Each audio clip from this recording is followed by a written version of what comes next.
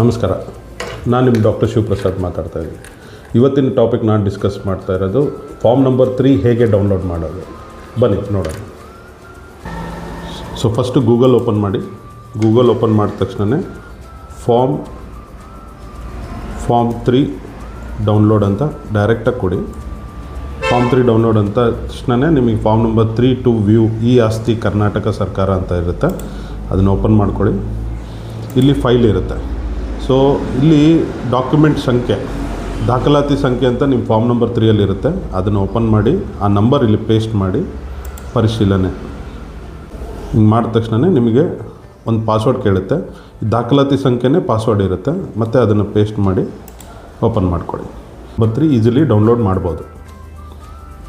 Number 3 ನೀವು ಮುನ್ಸಿಪಾಲ್ಟಿಯಲ್ಲಿ submit ಮಾಡಿರ್ತೀರ, ಅದು update ಆಗಿದೆಯಾ ಇಲ್ಲ. ಸೊ ಎವ್ರಿ 1 ಇಯರ್ ನೀವು ಫಾರ್ಮ್ ನಂಬರ್ 3 ರಿನ್ಯೂವಲ್ ಮಾಡೋದಿರುತ್ತೆ. ಸೊ ಹಂಗಾಗಿ ನಿಮಗೆ ಅದು ಅಪ್ಡೇಟ್ ಆಗಿದೆಯಲ್ಲ ಚೆಕ್ ಮಾಡೋದಕ್ಕೆ ನೀವು ಆನ್ಲೈನಲ್ಲಿ ಈಸಿಲಿ ಚೆಕ್ ಮಾಡ್ಕೋಬೋದು. ಸರ್ವೀಸಸ್ ಬೇಕಂದರೆ, ಅಂದರೆ municipality related services, EC, form number 3 renewal ಅಥವಾ ಟ್ಯಾಕ್ಸ್ ಪೇಡ್ ರಿಸಿಪ್ಟ್ಸು, ಇವೇನಾದರೂ ಸರ್ವೀಸಸ್ ನೀವು ಬೇಕಂದರೆ ನೀವು ನಮ್ಮನ್ನು ಕಾಂಟ್ಯಾಕ್ಟ್ ಮಾಡ್ಬೋದು. Thank you.